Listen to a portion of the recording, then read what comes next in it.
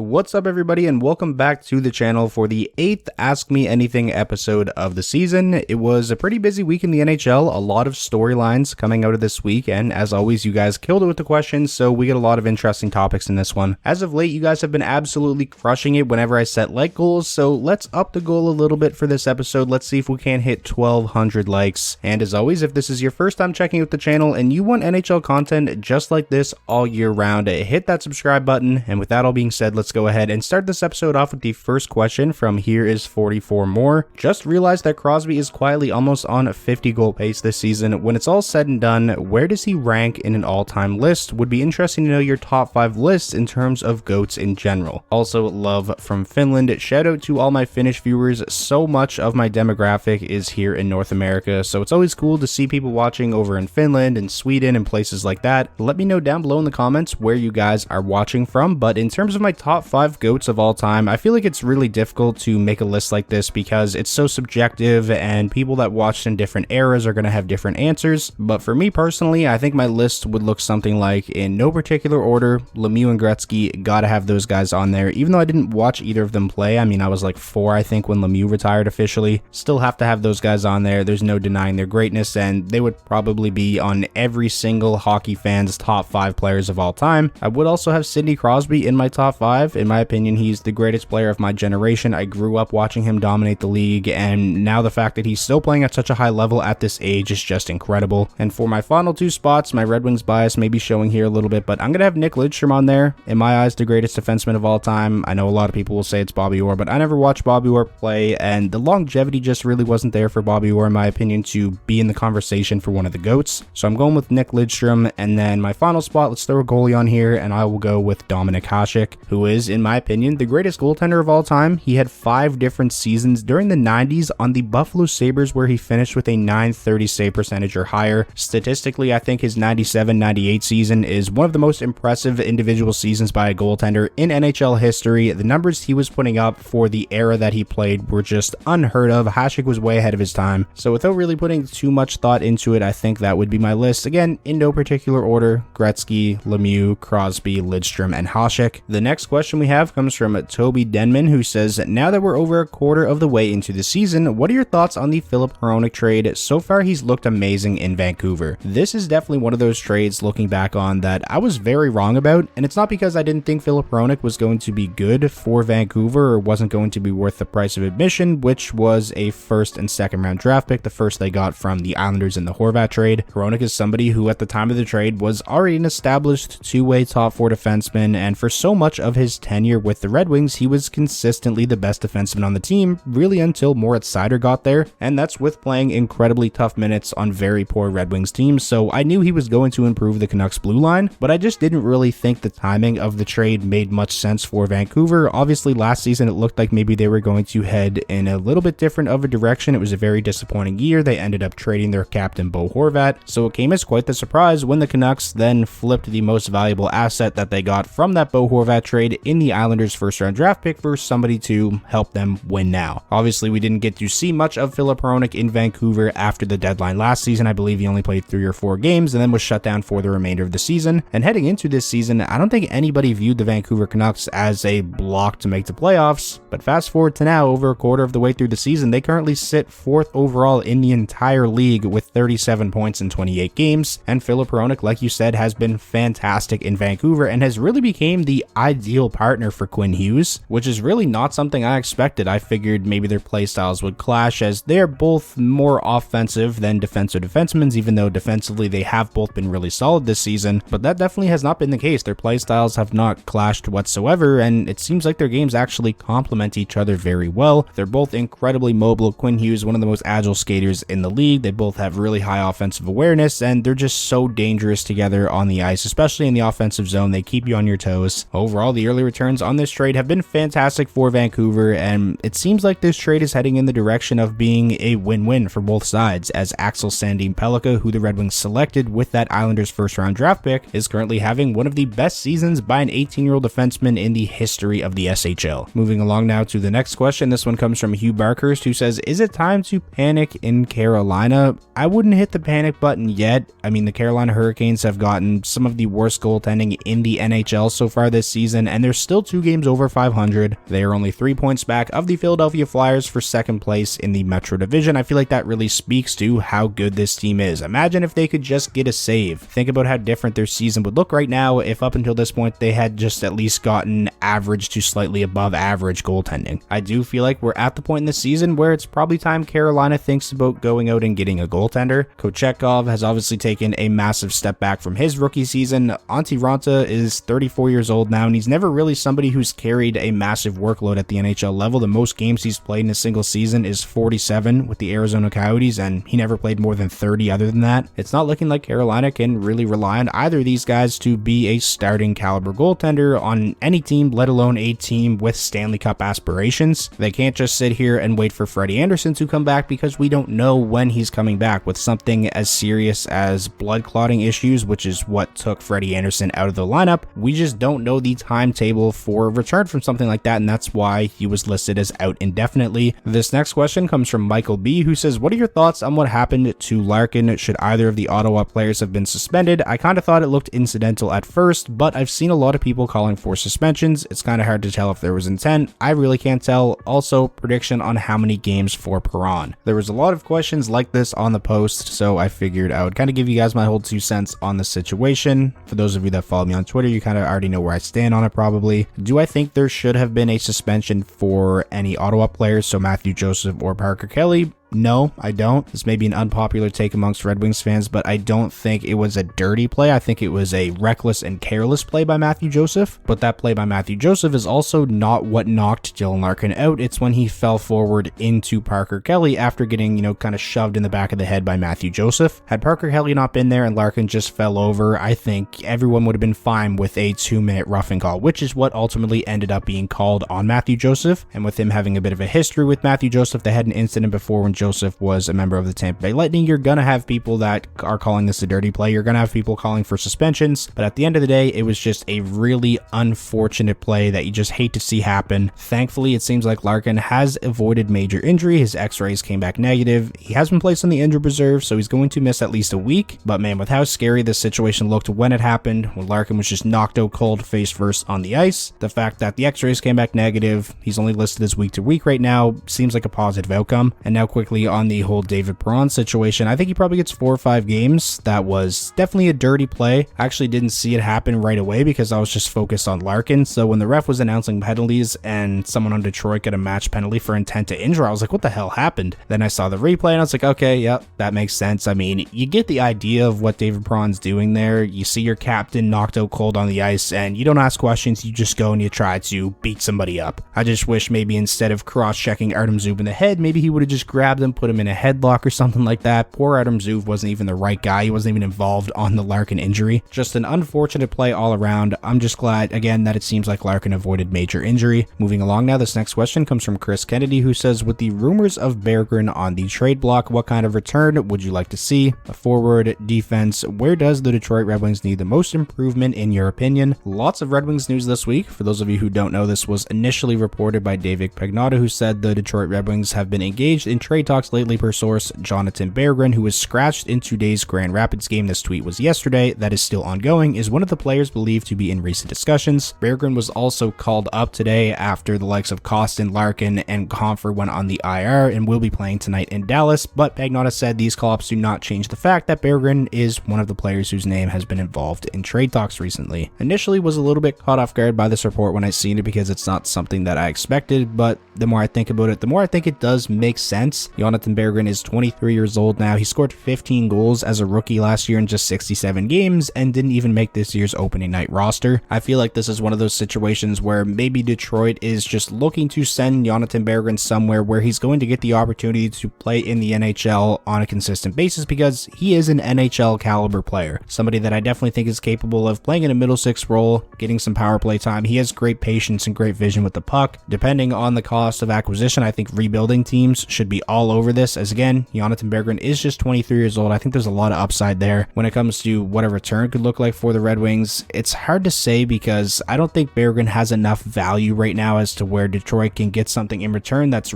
really going to improve the roster right now. The Red Wings have a deep group of forwards. That's why Berggren has not been in the lineup for the majority of this season. Where this team, I think, lacks is star power, and I don't think Jonathan Berggren is the kind of guy you can trade right now where you'll get, a star forward in return. You'd probably have to add, other prospects, more draft picks, and I just don't think that's something Detroit should do right now. And it's sort of the same deal with the Red Wings defense. They have like 7 NHL caliber defensemen. Usually one of Petrie, Justin Hall, or Olli Maatta are scratched on any given night, but where they lack, I think, even on the blue line, is a top end talent, and you're not going to get, I think, a legit top 4 defenseman for Berggren. Maybe if it's a rental, but then at the same time, I don't think trading a 23-year-old Berggren for a rental makes sense for Detroit, even in a position like they're in right now in a playoff spot. So to be honest, I really don't know what to make of this. I don't know what to expect if Berggren is traded, but I'm definitely intrigued by it, and I guess we'll just have to see where this goes. The next question we have comes from Jonah Craft 7, who says, will Steven Stamkos get traded due to how poorly the Lightning are playing? If so, what teams would be interested? It sounds crazy to say because I feel like it would just be so difficult to picture Steven Stamkos in another jersey, but I don't think this is out of the realm of possibilities. If you guys remember at the start of the season, there was that whole ordeal of Stamkos being upset with the Lightning because he hadn't been offered a contract extension, and then Brisebois made the comments that he made saying that he wants to see how the season goes first. He has to do what's best for the team. And you look at where the Tampa Bay Lightning are at now, they're just 2 games over 500. They're currently on the outside looking in terms of the playoff race. If the Lightning are still in this kind of position as we get closer and closer to the trade deadline, I think it's something that Tampa Bay probably has to explore as far as what teams could be interested. I think it all depends on the price. I mean, he does carry a cap hit of $8.5 million. Tampa Bay, if they were going to trade Steven Stamkos, you would almost have to retain salary on that. No team, especially a contending team, would be able to take on that full contract. I think Boston makes some sense. Would Tampa Bay want to trade him to a division rival? Who knows? But you have to imagine the Bruins would be interested in Stamkos, acquiring him as a rental. They don't have a 2024 first, which may make that a little bit difficult. I think Colorado makes a lot of sense as well, with them still being without Gabriel Landeskog. Imagine they get Stamkos and then Gabriel Landeskog returns for the 2024 playoffs when the salary cap doesn't matter. That would be insane. This next question comes from Sam Collins, who says, how's your fantasy team doing? Mine is 7-2, and my best players have been Hughes and Panarin. So a little fantasy update here. I've answered a couple fantasy questions throughout the year, but it's definitely been a while. I'm also 7-2, first place in my league with me and my buddies. This is definitely the best year I've had in fantasy in a long time, or the best start to a year I've had in a long time. My best player so far has definitely been Quinn Hughes. He's currently ranked 6 in Yahoo Fantasy. Larkin is somebody who carried me really at the start of the year. Obviously, he's kind of cooled off and is now on the IR. Barkov is heating up. Philip Forsberg turned out to be a massive steal for me. So overall, having a pretty solid fantasy year. Certainly can't complain with how my team has performed so far. So that is going to wrap up this week's episode of the Ask Me Anything series. As always, I want to give a huge thank you to every single one of you who took the time to come up with a question and leave it on the post. Even the ones that don't get featured in the video, just know I read every single one, and I appreciate all of you guys. You all make this series so much fun for me to do. If you enjoyed this week's episode, please remember to hit that like button. It definitely does help the video out a ton. And most importantly, if this was your first time checking out the channel and you want NHL content just like this all year round, hit that subscribe button, and I will talk to you all again soon.